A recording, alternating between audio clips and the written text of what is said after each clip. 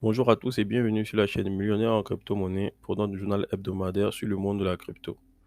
Et pour débuter notre journal, nous allons nous attaquer au conflit Ukraine-Russie avec le président Vladimir Poutine qui a annoncé dans la nuit du mercredi à jeudi une opération militaire en Ukraine. Des frappes sont en cours sur les villes ukrainiennes. La nouvelle a fait chuter les marchés financiers ouverts tôt ce matin, dont les crypto-monnaies.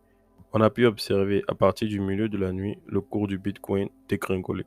La plus grande des crypto-monnaies a vu son cours chuter de 12,5%. Ce conflit a occasionné une explosion des transactions en crypto-monnaie en Ukraine suite aux restrictions de la banque centrale après les premières frappes. Un exchange ukrainien a enregistré un volume de transactions inhabituel. Les investisseurs ont massivement réagi aux limitations de retrait bancaire et à la chute de la valeur de la devise nationale. Alors que la banque centrale du pays a commencé à appliquer des restrictions aux civils, les dons aux crypto-monnaies affluent pour les forces armées ukrainiennes. Ces dernières ont reçu l'équivalent de 400 000 dollars rien que dans la journée du 24 février. Nous continuons ce journal avec le groupe Lazarus. Depuis 2014, l'organisation criminelle dirigée par Pyongyang, connue sous le nom de Lazarus Group, s'est transformée d'une équipe de pirates informatiques véreux en une armée magistrale de cybercriminels capable de compromettre les principaux réseaux financiers nationaux et de dérober des centaines de millions de dollars d'actifs virtuels. Au début du mois, l'ONU a alerté la communauté internationale concernant le développement d'un programme de missiles nucléaires en Corée du Nord. Selon leur rapport, ces programmes seraient allègrement financés grâce aux crypto-monnaies dérobées par les experts de Pyongyang. L'échange BitMEX lié au blanchiment d'argent. Le ministre américain de la Justice a qualifié l'échange de Bitcoin BitMEX de plateforme de blanchiment d'argent et ses cofondateurs Arthur Hayes et Benjamin Delot ont plaidé coupables d'avoir omis d'établir un programme de prévention du blanchiment d'argent. Cependant, BitMEX ne l'a pas fait et a fourni ses services de 2016 à 2020 à des milliers d'utilisateurs, y compris des citoyens américains. L'affaire pénale et les enquêtes réglementaires liées à BitMEX démontrent que le système judiciaire américain est déterminé à punir les représentants légaux des échanges de crypto-monnaies qui ne mettent pas en œuvre de services de surveillance des transactions. Ces mesures exigent des institutions financières qu'elles divulguent des informations et les données de ses clients, malgré le fait que cela porte atteinte à la vie privée. Selon le site officiel du ministre américain de la Justice, les deux cofondateurs de BitMEX, Arthur Hayes et Benjamin Delot, ont plaidé coupables devant un tribunal de New York jeudi pour avoir enfreint la loi américaine sur les secrets bancaires. BitMEX a accepté de payer une amende de 100 millions de dollars pour résoudre les enquêtes. Depuis le début de l'année, une série de malheurs frappe la plateforme OpenSea qui est toujours empêtrée dans un procès de 1 million de dollars impliquant un ancien propriétaire de Bored Ape Yacht. Celui-ci poursuit le leader du marché NFT pour la perte d'un précieux NFT à la suite d'une récente attaque liée à un bug d'inscription qui a permis la vente du précieux NFT pour 26 dollars. Après ces nombreuses frasques, nous avons aussi de très bonnes nouvelles. Manchester City vient d'annoncer son projet de créer un stade dans le métaverse. Cela permettrait aux supporters de bénéficier de nouvelles façons de suivre l'actu et les matchs de leur club. Ce projet devrait être repris par d'autres clubs de Premier League. Déjà Manchester United et Liverpool se sont montrés très intéressés. L'adoption du Bitcoin au Salvador a fait progresser le tourisme dans le pays de 30%. Ces bons résultats ont eu un impact non négligeable sur les financements du pays.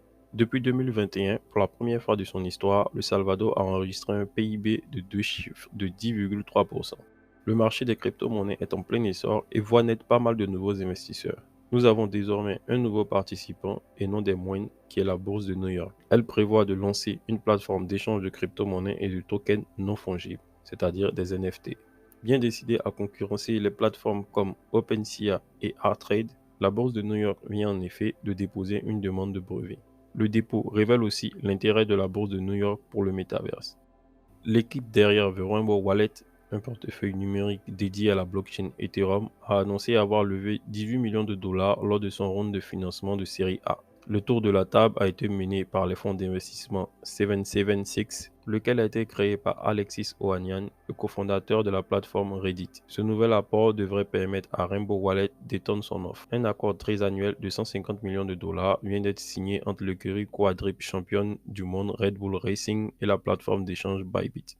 Le logo de Bybit apparaît désormais sur la voiture RB18 qui devrait être présente à la fin de ce mois. La plateforme sera en outre chargée de développer les futurs tokens non fongibles de l'équipe de F1. Nous attaquons donc la seconde partie de notre journal d'aujourd'hui par les tokens intéressants que nous avons à vous proposer pour cette semaine. Et en premier lieu, nous avons le projet Grimace Coin, qui s'affiche tout en haut avec des gains supérieurs à plus de 1000% depuis le lancement.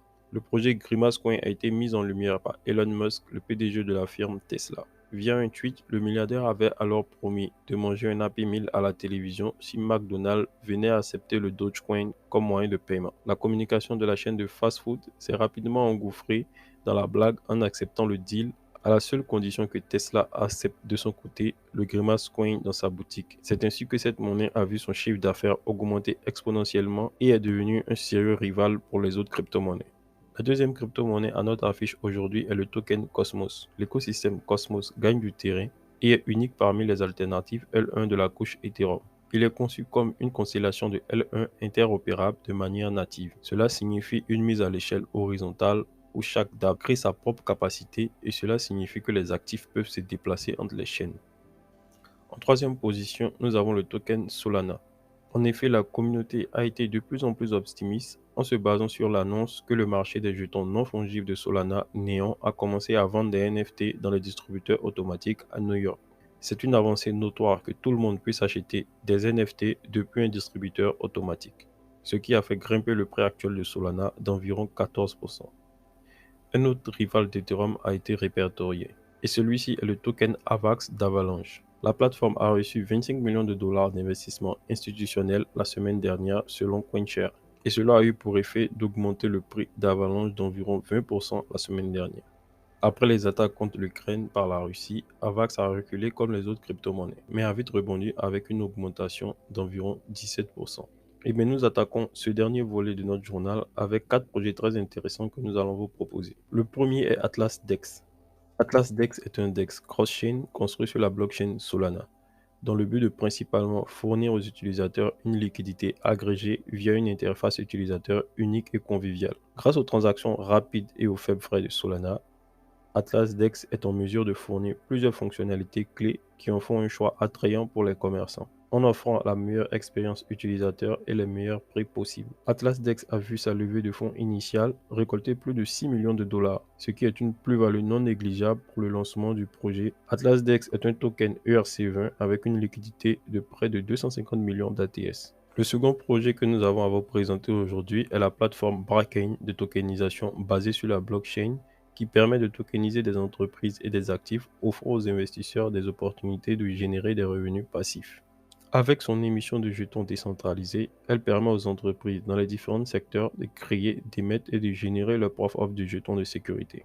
Bracken est aussi un jeton ERC20 et totalise près de 100 millions de BKI. Quant à sa levée de fonds initiale, elle totalise presque une valeur de 2 millions de dollars. Le troisième projet que nous avons à vous proposer est le projet Legion Network. Legion Network est un écosystème blockchain qui combine les meilleurs services de l'industrie en une seule super apps.